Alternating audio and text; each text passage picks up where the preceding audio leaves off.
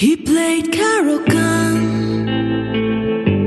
His rating was higher, but from move 17, the king's side was mine. Took my chances fast. My rook was a knife, and my almighty queen, a beast on H6. Hello, everyone, and welcome to Ladies' Night, the official podcast of U.S. Chess Women. I'm your host, Jennifer Shahadi, and you are listening to the artist Huga of hugamusica.com. And that is a song that certainly captured my heart. Oh, Capablanca. His bishop was small. Thanks to everyone who supports the podcast through shares and reviews and Apple Love.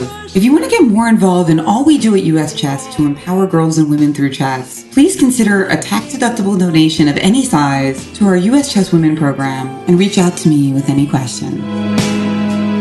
He has more experience, but I won't lose again. Hello, everyone. I'm super excited today to welcome to Ladies' Night FIDE Master Yosha Iglesias. She is from France. She's one of my favorite Twitter followers. She does so many things in chess. She's a chess coach. She composes chess problems. She's a YouTuber in both French and English. So if you're trying to work on your French, that's a great way to watch them both or simultaneously. She's also a content producer and community manager at Chess24. And she's among the top 10 women players in France. I'm very excited to have you on today, Yosha. This is so exciting for me. Thank you so much, Jen. Very excited to be here. Very grateful to you also. You and I share a passion for chess problems and studies. I mean, a lot of chess players do, but I would really say that for me, that kind of like hooked me into the game. What role did chess problems and studies play in your chess career?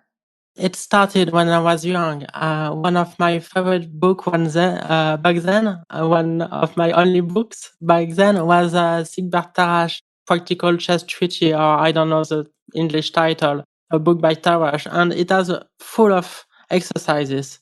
But I did not only solve them. I tried to make them better, more beautiful, maybe. Like for instance, if I saw some extra useless pieces in the position, it kind of hurt me. Like, why is there a stupid pawn on a7, which doesn't do anything for the beauty of the position? And it struck me because it wasn't exercise from games.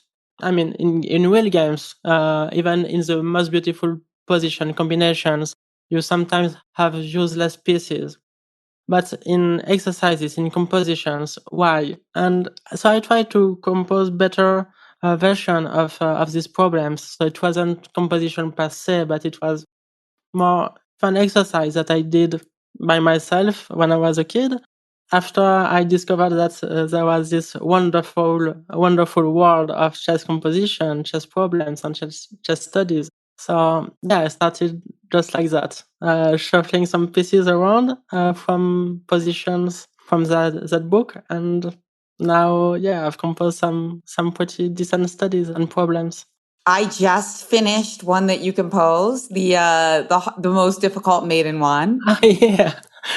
I did this mate in one move, which is two of them actually, which are kind of fun and difficult, but also some longer mates, force mates, and also most of my compositions are chess studies: why to play on win or why to play on draw. I've composed a few hundreds of them. Beautiful. I love that. And the one that I mentioned, the most difficult maiden one, that's always philosophically interesting, even to non-chess players. In fact, sometimes when I give presentations to like groups that have some chess players and some that aren't, I show the famous problem that has been in many, many books, which is also a difficult maiden one. I think yours is more aesthetic, though, I will say. Thank you. Yeah, I love, I don't want to give away the answer. But yours is very, very beautiful. But that one is also really nice because it's very difficult. And I think that it's an eye-opener to people that a mate in one can be difficult. For me, chess composition is all about giving emotions to the solver. And with this simple mate in one, I mean, it's just a mate in one. You just have to find one move. You will feel some I don't know, overconfidence at the beginning. Like, okay, come on, I'm a chess player. Of course, I can solve it in a few seconds. And then you start doubting yourself, and then you will see the solution, and you will be in awe, or maybe not awe, but like you will be amazed by the solution, and it will also maybe make you laugh. You can really feel something with a simple chess position, which is, I think, kind of amazing. It's also why we play. I mean, at least why I play chess, to feel something. And chess composition for me is one way to. It's like telling a good story. If your story, if your listener doesn't feel anything, then it's a bad story. And chess composition for me is the same.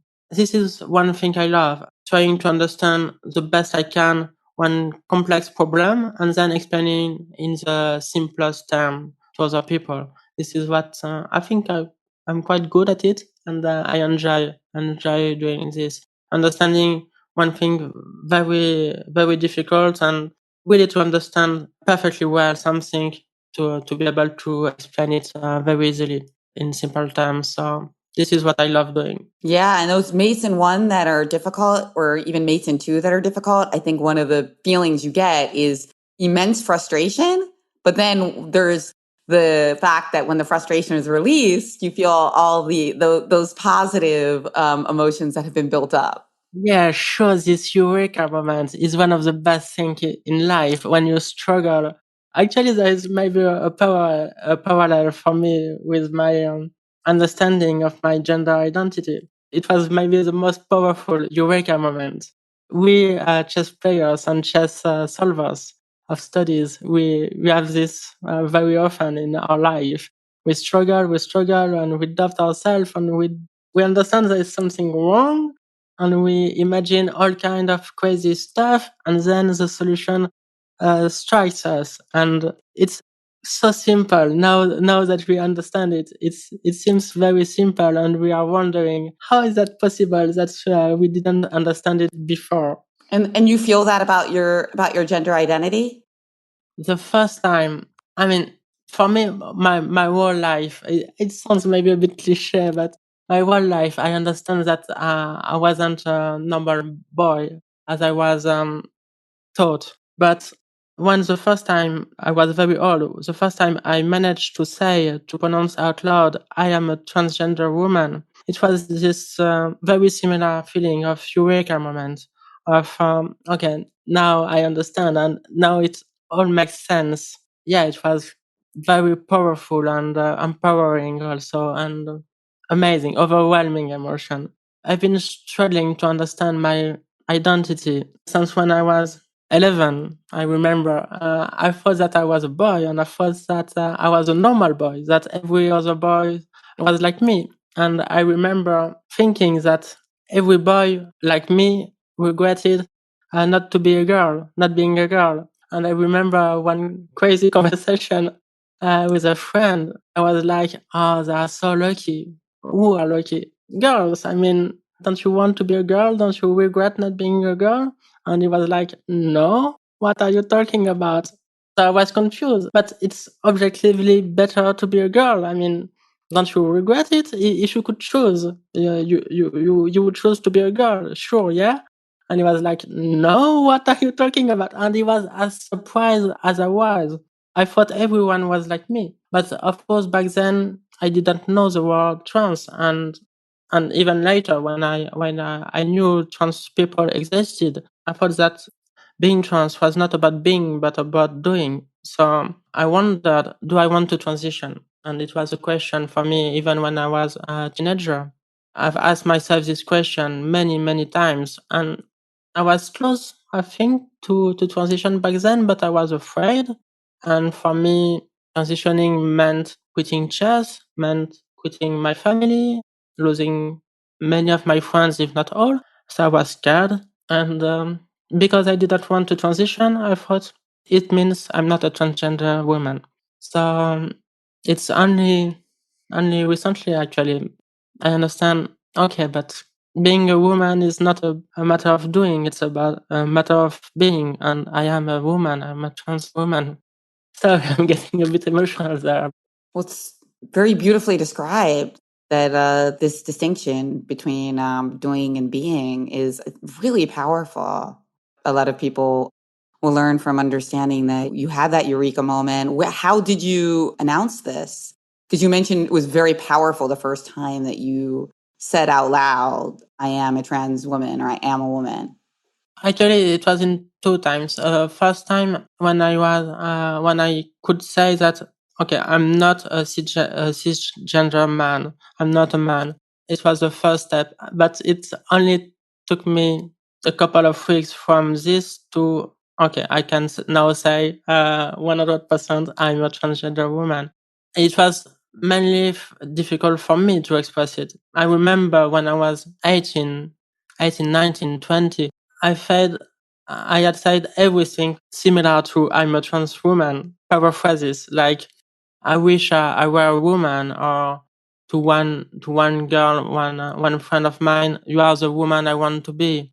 If I could choose, I would transform myself into a woman. If I had a magic wand, I would transform myself into a woman, and so on and so on. But I didn't have the courage or the understanding of saying I'm a trans woman. So the first time I could say it, it felt just amazing. Like imagine solving the most difficult chess studies ever. And after struggling for years and years of, because my life made no sense. I mean, related to my relations, lovers, and everything. It made no sense if we consider that I was a boy. And as soon as I could say I'm a trans woman, everything made sense. It was crystal clear, and it was the biggest Eureka moment and euphoric moment. Not everyone is the same, of course. What applies to me doesn't necessarily apply to other women. But for me, it was most euphoric and most powerful moment of my life, I think. And the first time or the second time? Because you mentioned that there was this like, the Yeah, first time you said it was to who? to my best friend. I mean, I have the best friend ever, Mathilde Conjou, who is a chess player, also FIDE Master and Woman International Master. We are best friends for 15 years, maybe. So she knew everything about me and every fantasy, every doubt, every question, and we talked about gender a lot. Yeah, it was through her that I first say, after many years of talking about gender, that okay, I'm not a boy. This is a fact. And then a couple of weeks later, I'm a trans woman. It sounds like you have many supportive friends. I have the best friends. Most of my best friends are women chess players, French women chess players, and they are all very supportive. And from the beginning, as soon as I came out, they reacted with understanding, love, and compassion, empathy. Everything just perfect. Never misgendered me after that. I'm so lucky and grateful to them. And your best friend, when you came out to her, what was her first reaction? The first was a bit of surprise, and then, oh my, but yeah, of course, it makes so much sense. And then, how could we miss that? It's funny because in chess, it's often like this too. Yeah, you struggle to find a difficult solution, and then there is this simple move which did not cross your mind at all. And now that you see it, you start wondering, but are we so stupid that we didn't see it before? I'm probably very happy for you as well. Of course she was. And I'm happier than ever since my transition. So, of course, my friends and loved one are happy for me. You mentioned this beautiful metaphor of like when you solve a chess position. And, it's funny because I was looking at the chess position you composed with the answer, and I thought that I accidentally looked at the solution, and I was so annoyed. Because if you accidentally look at the solution, it ruins everything, right? Because then something that seems, you never know, like this kind of understanding of how obvious something was is very difficult to gauge. That's why it's so dangerous to like look at chess with computer analysis, because things seem obvious, but they weren't really. Yeah, and it kills the magic. You do have some writing on your website about a message to other women or men who are struggling with their gender identity. Really some beautiful writing that you have about before you transitioned and how you kind of came to that Eureka moment.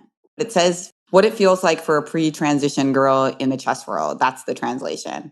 Yeah, because I wanted to share this story because for many people, non-LGBTQ plus people, they believe that you start being a trans woman after you came out, or maybe even after you get your new ID or whatever. But for me, it's retrospectively, I can say that I've always been a transgender girl, and I experienced transphobia even before I came out. Like, because I was struggling with my identity, I acted already before I came out like a girl. And of course, I had to, unfortunately, to face transphobia and homophobia and misogyny, which are, for me, all the same color, slightly different shades of the same color of hate, of stupidity, of patriarchy. I wanted to tell to other people that it's difficult. Life as a pre-transition girl, especially in the chess world, is difficult. And we should do, by we, I mean other chess players and also the institutions, the federations, should do their best to try to include them, because life is already difficult for trans people and LGBTQ people outside the chess world. If we cannot just play chess, do our passion with a sense of security, of being accepted as who we are, there's something wrong. And currently, you are among the top 10 female players in France, but not invited to play in the French Women's Championship. Yeah. Because they don't include trans players yet.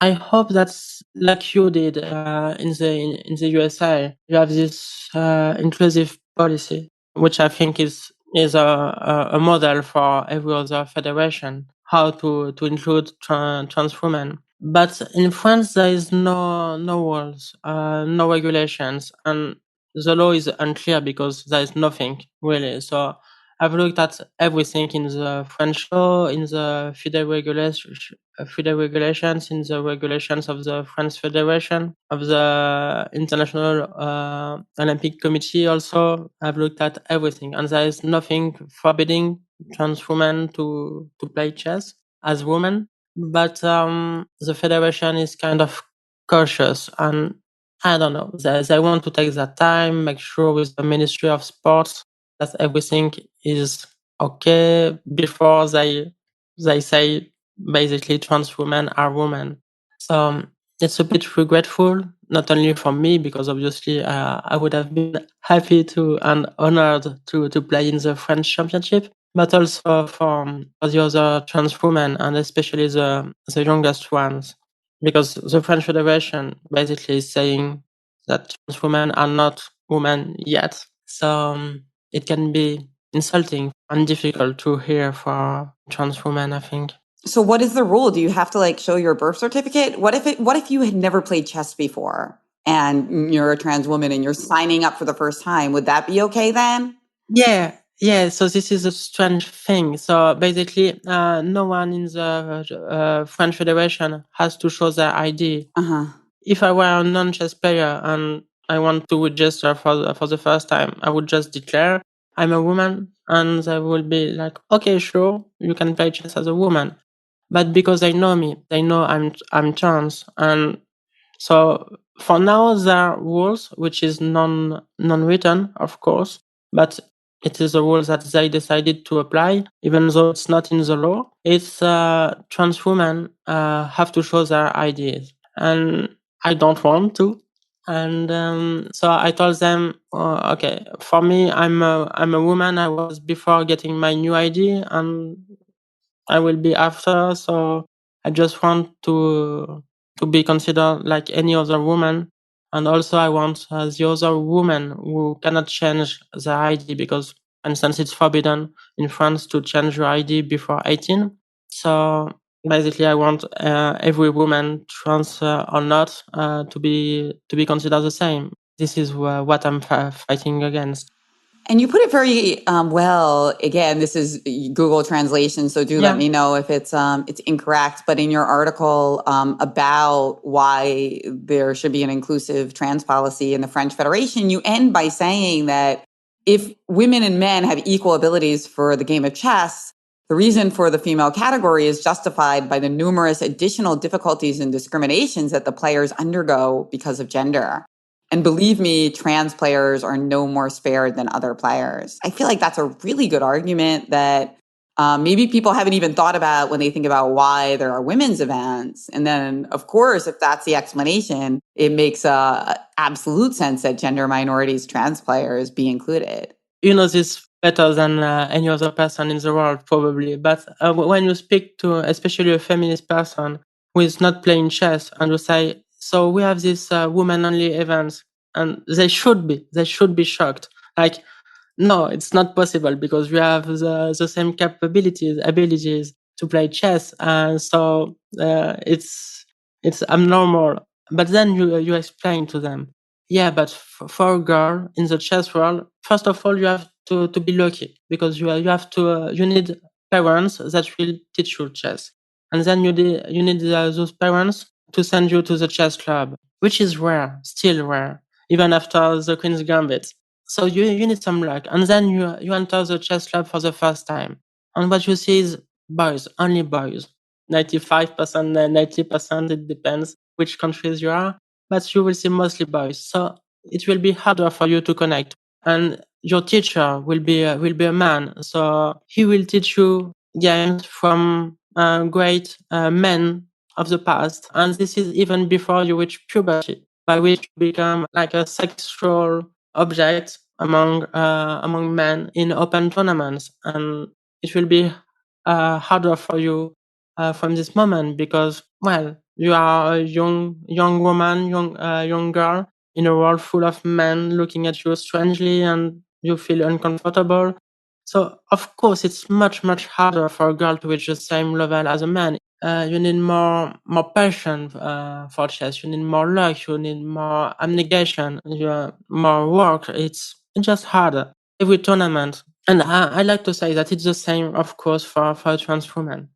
Basically, like before a tournament, almost every woman will not only be stressed by the chess part, like any other man, but will be stressed by what clothes we will choose. How feminine do we want to appear? Because if we appear not feminine enough, we will be judged. If we appear too suggestive, we will be judged also. And this extra stress, men don't have this. So of course it's much more difficult. I'm basically friends with every woman French chess players, and all of them, they have this characteristic, this trait.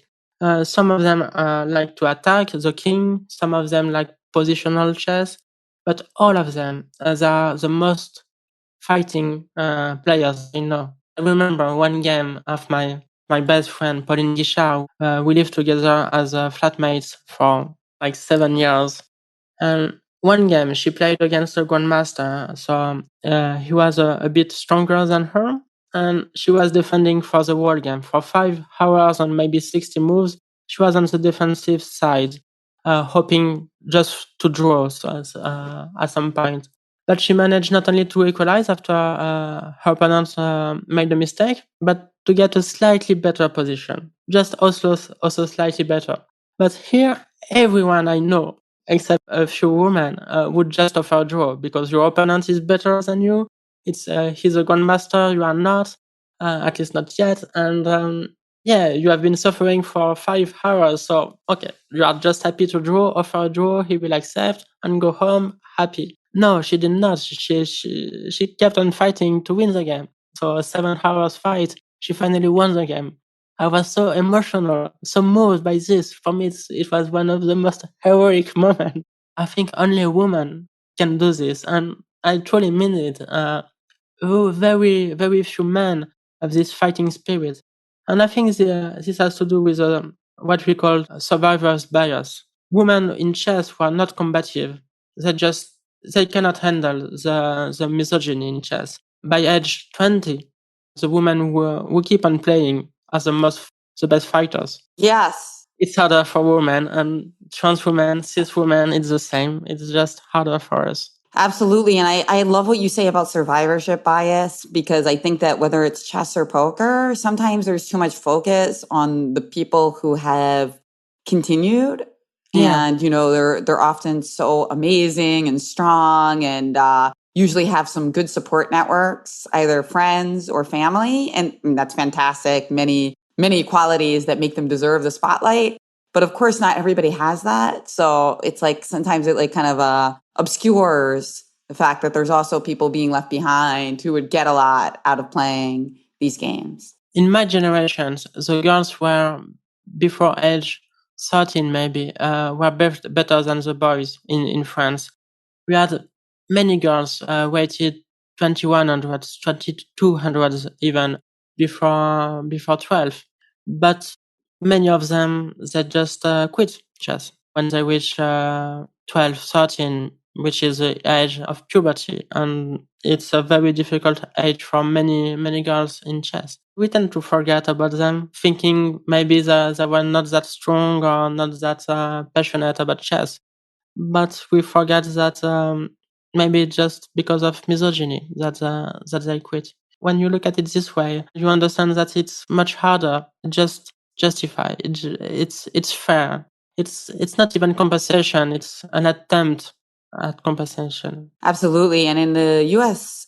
Chess Federation, the number of girls have gone up since we've added a lot of tournaments, like the all-girls nationals, the Ruth Herring Tournament of Champions. Susan Polgar has a girls tournament. So they definitely has helped. How is the French Women's Chess Championship structured? Is it like a round robin, invitational, or an open? It's a new thing. For many years, it's been a round robin, and now it's by elimination. We have 16 women, and we start with eighth of final, and then quarter final, and so on. So, but it will be the first time. And the youth events, it's open, but we have this open section and women only section, or girls only section. But I think next year there will be only one open per age, with the best girl winning the title. For me personally, I think it's the best, because then girls don't have to choose. For instance, nowadays I'm amazed. I admire young girls who choose to play the open category, which is at the same time as the girls category. So they try and sometimes manage to win the title among the boys, but they cannot win the girls title. So it's a very brave decision that I think they should not make. I mean, by which I mean which should not give them this difficult choice of playing the most interesting category or playing the category in which they will probably win a title. I think it's just better to have one open with a title for the first girl. I agree. I mean, I think it's good for boys too to be in a tournament with girls. Like that's the other thing. I mean, I love having more girls in chess, and I think they can get so many benefits out of it. But I also think that it's really good for boys that the chess culture becomes more diverse. They do it in Spain for a few years, and yeah, last year the under 16 champion is a girl, so she won the open section, and she had won already under 14, so 2 years ago, I think, if I'm not mistaken. In Paris, we did this for 2 years now. And so the year's Paris Championship is a mixed event, with the first girl winning her prize in the girls as a girl. The first time we did this, we had 7 categories of age. And 3 of them were won by girls. We would not have played in the open section if segregated, if it was segregated. So yeah, I think it's just good for girls to see that they can compete, and also because sometimes it's basically like in school, if you say to a boy, okay, you need this grade, and to a girl, okay, because you're a girl, you need just this grade. Of course, I will be less strong because you have to work less to win the same prize. So I think it's good to go towards diversity, but we should definitely keep women prizes and girls prizes, and also keep some girls only events and women only events, because otherwise many of them would not be playing. You mentioned the word non-mixity, and I was like, oh, Yeah. that's is that like a French word? Yeah, probably. Yeah, it sounded good, and it gave me more patience, and it made me realize that what upsets me when people ask me about girls and women's events is not the question; it's the way they ask the question that I feel like is often sometimes has some misogyny in it. It's like inadvertent a lot of the time. A lot of times it's well-meaning people, but it's just like when there's that like negativity towards girls and women playing chess, it's hurtful to me because it makes me cringe. But at the same time, and now I'm a little more patient because I realize, would I really want a world which people didn't ask me about that at all? Like that would be weird too, right? Yeah, sure. Yeah, 100%. You have to be surprised at first. At least if you don't know chess, you have to be surprised. If you're not surprised by it, then you probably have a problem. But if with patience you listen to girls playing chess, then you will understand why it's good to have these events and prizes. Just a few minutes ago, I talked about this fighting spirit that girls around me all have. I have not. I must say, I have not. And I never had this fighting spirit. I remember the first chess tournament I played. It was championship of my region. And I was a stronger child, and but I made 6 out of 6. And then on the last round, I had to make a draw to win the tournament. And I was right. And even though I was so weak at the time, I remember the game perfectly. My opponent made a French defense, of course. And I just exchange and then exchange everything on the E file and make a draw. Like I was a grandmaster making a short draw. It wasn't prearranged, of course, but I was just super solid. I did not try to win. And my second tournament, I did the same. And other tournaments. In 2007, when I decided to quit college and turn to chess, I won this Calvia under 23 tournament, which was huge. I was maybe ranked number 60 or something. And I did the same, 6 out of 6, and then 3 short draws to win the tournament. And I never had this fighting spirit. I don't like competition. Maybe it's also why I turned to composition, because here I'm just alone, and I don't even send my studies and problems to magazines because there are some prizes that you can win or whatever. No, I just put them on the internet. And what I enjoy is composing and seeing people struggling to solve them and then enjoying them. But I don't want to win any prizes. I'm not a fighter. I don't like competition. I think also this lack of fighting spirit was somehow linked with my gender identity. Because for all my life, I rejected everything that was masculine or perceived as masculine in my life. For instance, I never did sports just because I saw every other, I saw other boys around me playing soccer. In France, everyone is playing soccer. Every young boy is playing soccer, and I never did. And for me, it was like something masculine, and I rejected it, even though it was on a subconscious level, of course. I just didn't like it. And also, when boys were trying to do push-ups or working out, having the big muscles, I was disgusted by it, and I rejected it. At the chessboard, sometimes you can see, especially men, which I think is good for them, but having this very masculine posture, and they, like everything. And you can see with Garry Kasparov is the best at it. He's such a monster when he's playing at the chessboard. It's 100% masculinity. And this I didn't want in me.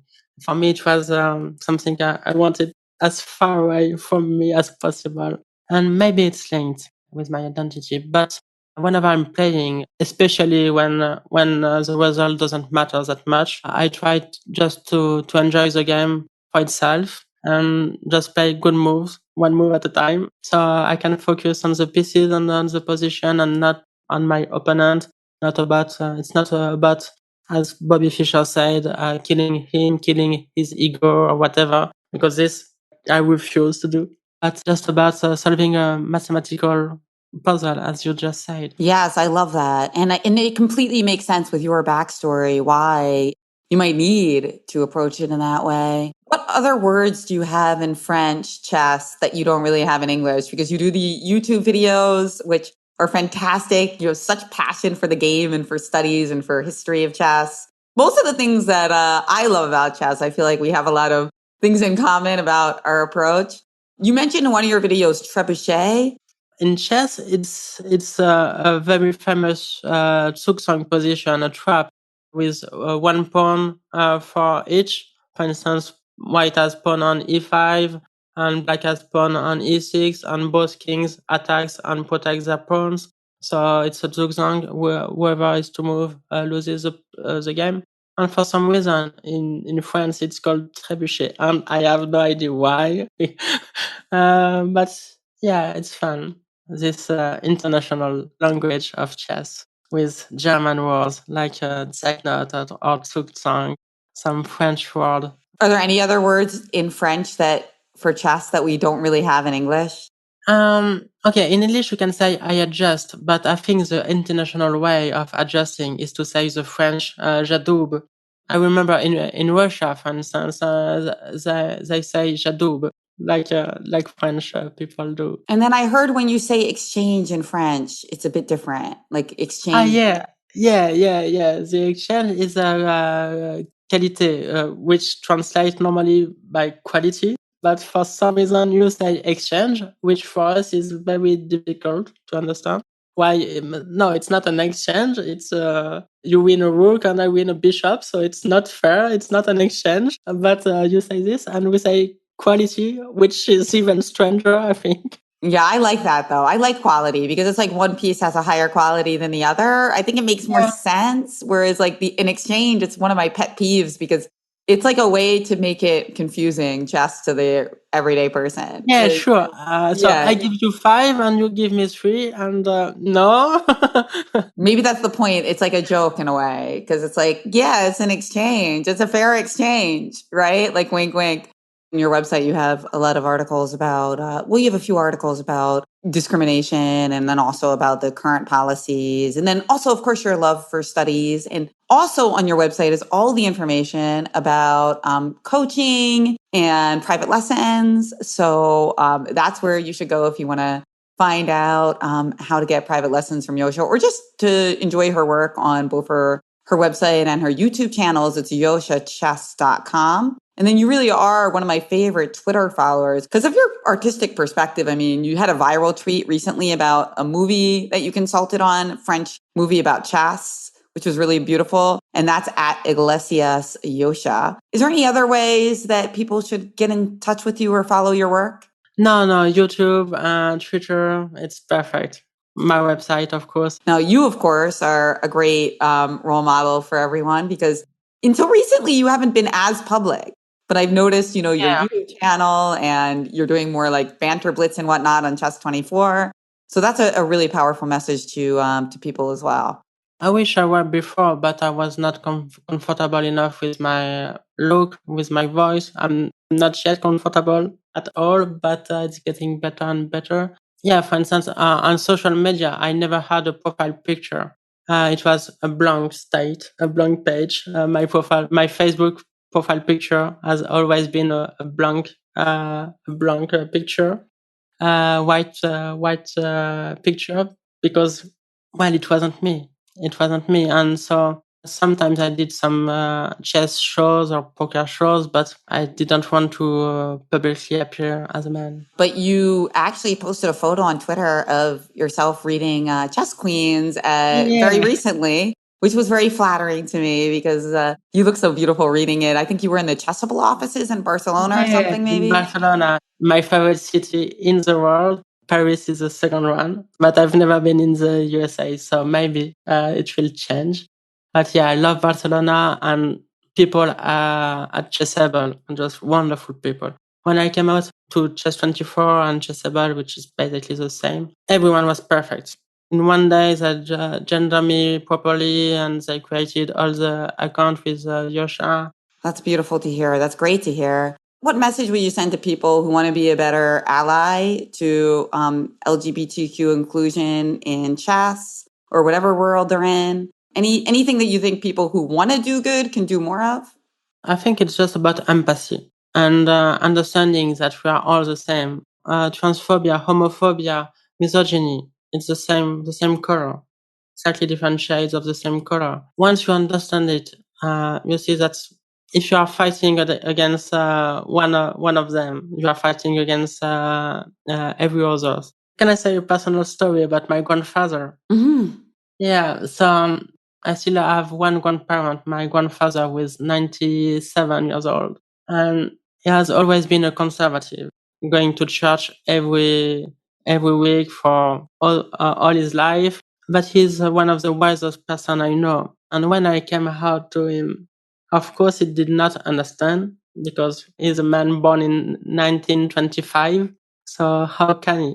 But he still loved me and still loves me the same way because he knows I'm a human being. He knows I'm his grandchild. He knows I need love. I need compassion. I need to eat. I need cuddles. He doesn't understand my transness, my transition, but he understood that he was modest enough not to impose his view, his religious view or whatever, and to say, okay, maybe he thinks that maybe he's wrong or maybe there's something that he doesn't understand, and he doesn't try to fight this new thing in his life, like transness. He doesn't understand, and he acts purely with love and compassion. And I think it was amazing for me to see this very old man, almost 1 century old, acting with love and compassion to this new thing in his life, trans woman. And he accepts you now. Yeah, totally. Genders you correctly and everything. Yeah, sometimes he's mistaken, but he tries to correct. I mean, he understands that it's very important for me, and